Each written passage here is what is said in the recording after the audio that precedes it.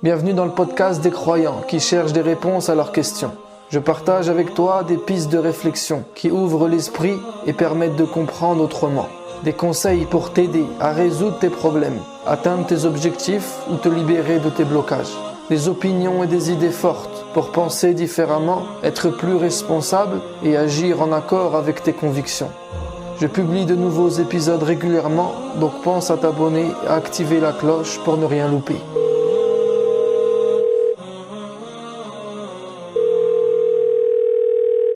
Salam alaikum.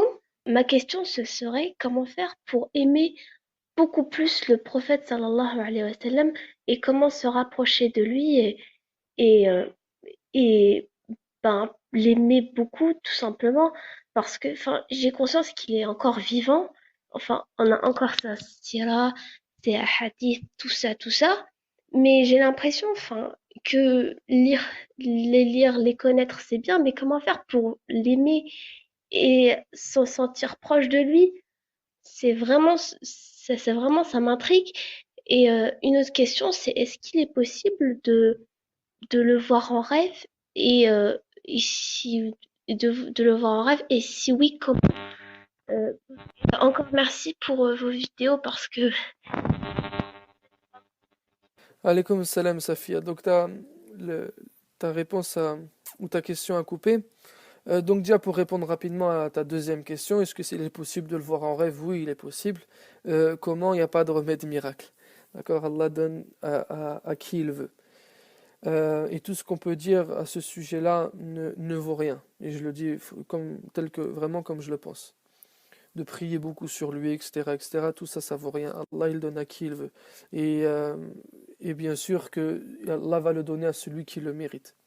Et celui qui le mérite, c'est celui qui l'aime de tout son cœur, et plus que l'aimer, lui ressembler, ou en tout cas le suivre. Et à partir de là, Allah donne à qui il veut. Et il n'y a même pas besoin pour celui qui l'aime et qui le suit de rêver de lui pour le suivre. N'attends pas cela. Euh, Taïb. Maintenant, ta question, la question fondamentale, c'est comment aimer le prophète sallallahu alayhi wa sallam. D'abord, la première chose que je veux dire, c'est l'impact de l'attachement au prophète sallallahu alayhi wa sallam. Être attaché au prophète sallallahu alayhi wa sallam ou aimer le prophète sallallahu alayhi wa sallam doit développer des qualités, des changements concrets en nous. Pas des changements superficiels, des qualités superficielles ou des prétentions, tout ce qui est des apparences. C'est pas ça. Le prophète sallallahu alayhi wa sallam n'est pas venu avec des apparences. Il est venu avec un fond, avec une puissance, avec des idées. Nabi sallallahu alayhi wa sallam était quelqu'un par exemple. Et ça on le voit. Et on le voit où? On le voit dans le Coran. Allah nous dit dans le Coran qu'il est le modèle par excellence. Un modèle par excellence pour celui qui vise Allah et le jour dernier. Pour celui qui aime Allah. Pour celui qui ambitionne, qui se prépare pour le jour dernier. Il a un merveilleux modèle dans le messager d'Allah. Et Allah, dans le Coran, nous parle du prophète, sallallahu alayhi wa sallam, de ses qualités, des changements qu'il a apportés au monde. C'est de ça qu'il nous parle. Il ne nous parle pas des choses superficielles, de l'apparence. Et Allah, donc ça veut dire, on a la sunna de Nabi sallallahu alayhi wa sallam dans le Coran. Et en vérité, le prophète était le Coran qui marchait. Était le Coran en action. Un Coran en marche. Et c'est ça qu'il faut être. C'est ça qu'il faut devenir. Et celui qui est ainsi, il suit le prophète sallallahu alayhi wa sallam. Le prophète était quelqu'un qui pardonnait, qui a pardonné malgré tous les torts qu'on lui a fait, qui a pardonné face aux injustices qu'on lui a fait, qui a pardonné à ses ennemis, qui n'a pas rendu le mal par le bien, qui était halim, qui avait la qualité al-hilm, l'indulgence, rendre le bien, remplacer le mal par le bien. Il a remplacé où il a répondu avec douceur à la dureté. Il a répondu avec la justice contre l'injustice. Le prophète sallallahu alayhi wa sallam était ainsi. Le prophète sallallahu alayhi wa sallam était quelqu'un aussi de fidèle à ses idées. Déjà un homme d'idées, un homme de conviction, un homme de morale. Il a toujours été fidèle à cela, toujours été fidèle à son message, fidèle à ses paroles. Il n'était pas quelqu'un qui faisait ou qui disait ce qu'il ne faisait pas. Le prophète sallallahu alayhi wa sallam était quelqu'un de courageux, qui allait jusqu'au bout de ses idées, qui a concrétisé ce qu'il avait dans la tête dans sa vie, qui a agi à la lumière de ses convictions.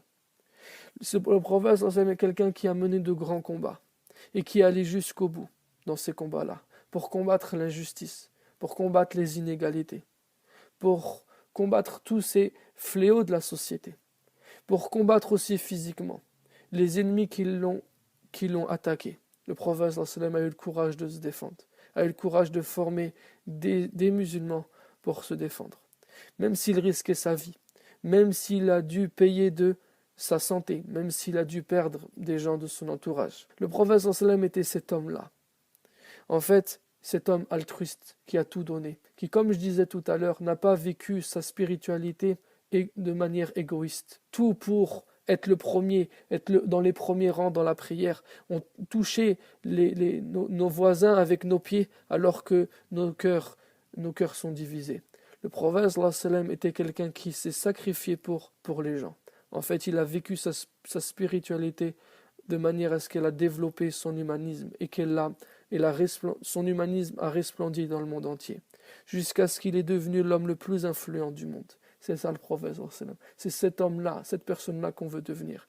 Et tant qu'on restera dans la superficialité, nous n'aurons que des prétentions à suivre le prophète. Le prophète sallallahu alayhi wa sallam était un homme de son époque. Le prophète était un homme de son époque. C'était un arabe. Et il ne nous est pas demandé de devenir arabe pour suivre le prophète sallallahu alayhi wa sallam. Le prophète sallallahu alayhi wa sallam était un Quraysh. Il s'habillait comme un Quraysh quand il habitait chez les Quraysh. Il ne nous est pas demandé de nous habiller comme un Quraysh. Il faut bien faire les distinctions. Au contraire, la sunna du prophète sallallahu alayhi wa sallam, elle nous dit pas la manière dont il faut s'habiller.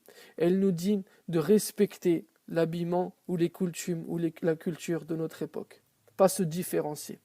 Parce qu'on n'est pas venu pour se différencier des gens dans des choses qui font partie de la culture. On n'est pas venu pour apporter un message qui va changer le monde. C'est ça la sunna de Nabi sallallahu alayhi wa sallam.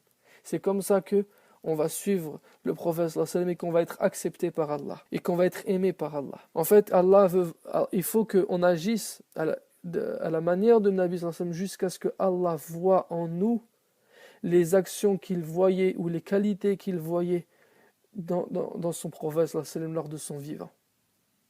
Et à partir de cela, Allah apporte les changements au monde. Allah change le monde. C'est Allah qui change, c'est les résultats. C'est Allah qui les apporte. Quand Allah voit en nous la détermination, le courage, la douceur, les qualités humaines, etc. du prophète sallallahu alayhi wa sallam, l'envie d'appliquer ou d'accomplir la volonté d'Allah sur terre. Voilà ce que je pouvais dire par rapport à l'impact, l'attachement. Maintenant, ta question, c'est comment